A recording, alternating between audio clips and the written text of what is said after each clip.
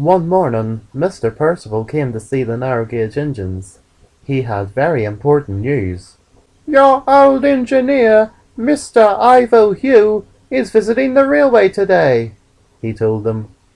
The engines were delighted. "Oh, that is so great news! I haven't saw Ivo Hugh in years," shouted Skarloey. "And Ivo Hugh? Is he still alive? He must be 100 years old." "Yes, Duncan, he is alive and well. And Rheneas, you must collect him a Cruven skate and give him a little tour around the railway. And then tonight we will have a celebration for him at the sheds." The engines were pleased, but Freddy didn't know Ivo Hugh and was eager to hear about him. "Excuse me for my ignorance, engines, but who exactly is he?" he asked. Duncan laughed. "Are you not telling me you don't know Ivo Hugh?" "Of course he doesn't know Ivo Hugh, Duncan. He didn't work on Sodor when Ivo Hugh was here." Skarloey sat and smiled. "Ivo Hugh was once the engineer for this railway, and he was one of the greatest engineers Sodor ever had." Then Rheneas took over. "Once, many years ago, the Skarloey Railway was going through very hard times, and Ivo Hugh was both me and Skarloey's driver and fireman, and the thin controller acted as God. Me and Rheneas were the only two engines on the railway, and it was a very hard struggle, but eventually with Ivo Hugh's help, we did our work, delivered our freight, and brought our passengers to the station."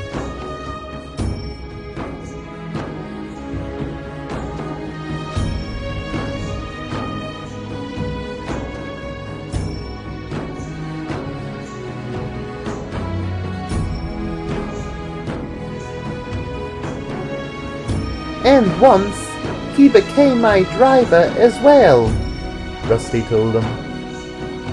Fearless Freddy was very intrigued. "I would love to meet him," he said. "You probably will tonight," replied Peter Sam. Later on, Rheneas arrived at Cruven's Gate station, and there, standing on the platform beside Mr. Percival, was Mr. Ivo Hugh. He was now a very old man, and had to use a walking stick to get about. And Rheneas was very emotional when he saw him. "Oh, Ivo Hugh! I had given up on ever seeing you again. There he is. There's my gallant little engine. I am so pleased to see you again, Rheneas, and by the look of things, you're running just fine," said Ivo Hugh. "Mr. Ivo Hugh, I'm going to give you a lovely trip around the railway." "Oh, that would be lovely, Rheneas. I haven't seen this place in years." Then Mr. Percival helped him into the coach, and Rheneas set off. He puffed as gently as possible so Mr. Ivo Hugh would have a comfortable ride.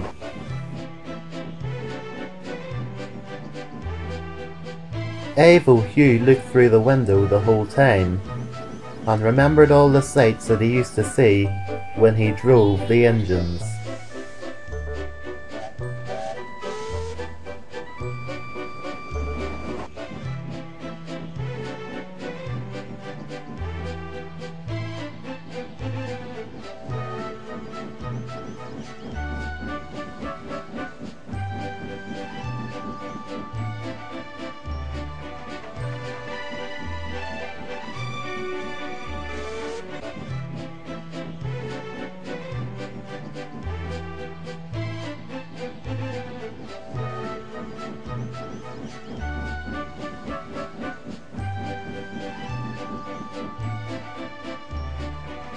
Soon they were getting closer to the sheds when Rheneas' driver noticed something.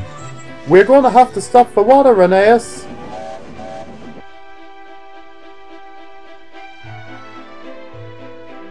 So Rheneas slowly stopped at the water tower, and his driver started filling his tank. Then they all looked over at the sheds, and Freddy was there with the yardsman. "What is he doing there? He should be at the station by now. He's late," wondered Rheneas. Then the yardsman came over to see them. "Freddy's driver has called in sick, and there's no drivers available to take him to Crovan's Gate." "Oh no! You could have borrowed my driver, but we have to go to the incline after this trip." Then, slowly but surely, Mr. Avo Hugh stepped out of the coach. "What is going on?" he asked. They told him about Freddy's driver. Avo Hugh had an idea. Let's go over and see him," he suggested. So they all went over to Freddy. Just then, the yardsman had a telephone call.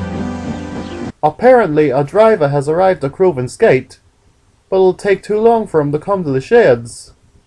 Freddy needs to get his coaches and go there right away." "I may be old, but I'm not done yet. I will drive Freddy to the yard to get his coaches, and then drive him to the station," Avo Hugh told them. Everyone was surprised. "Avo Hugh? Are you sure you could manage to drive an engine at your age?" "Of course I can. It's not rocket science," he said. Freddy was very honored. "Hello. I'm Fearless Freddy of the Hills." So you're Russell's twin." "I'm Ivo Hugh, the former chief engineer of this railway." "It is a privilege to meet you, Mr. Hugh." With a little bit of effort, Ivo Hugh climbed into Freddy's cab, and then they both set off. Rheneas was flabbergasted. "Will I never? He's a gallant old man."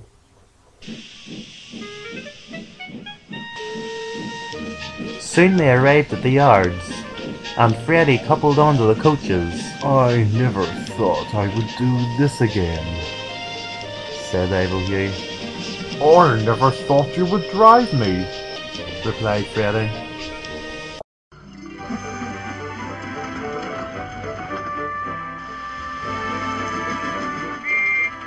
When they arrived at the station, Henry was waiting, and Mr. Percival was surprised to see Freddy.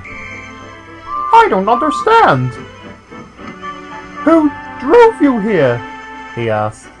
And just then, Avo Hugh stepped out of the cab, and no one could believe it. "Oh, Mr. Hugh, you didn't!" "There is life in the old dog yet, Mr. Percival." You've just drove an engine after all these years. How did you ever do it?" "Knowledge like that never leaves you. When you're a train driver, you're a train driver for life." That night in the sheds, everyone was there to greet Avo Hugh. Skarloey, Rheneas, Peter Sam, Sir Handel, Rusty, Duke, Duncan, and of course Freddy. It is lovely to see you all together. "I believe you drove an engine today, Mr. Hugh," said Sir Handel. "Yes, I did, Sir Handel. And to be truthful, it felt great. Retiring from my job here was one of the hardest things I ever had to do. And stepping back into my old shoes today after all these years felt wonderful." "Will you come back full time?" asked Duncan. "Oh, no. As much as I would love to, Duncan, I don't think my old body could manage that." "Well, you're always welcome," said Skarloey. Thank you, Skarloey. You know something, Mr. Hugh? I've been thinking. Many years ago, when I made it to the station after a hard struggle, you called me a gallant little engine. Well, today, you became a gallant old man, Renee said proudly. And everyone agreed, and Mr. Hugh was very pleased. Thank you, Reneus. Thank you. Then he pondered and looked around. There's just one thing. What is it? Mr. Hugh slowly looked around the shed. What ever happened to the engine that was named after me? Where is he? No one knew what to say, and they all sat in silence.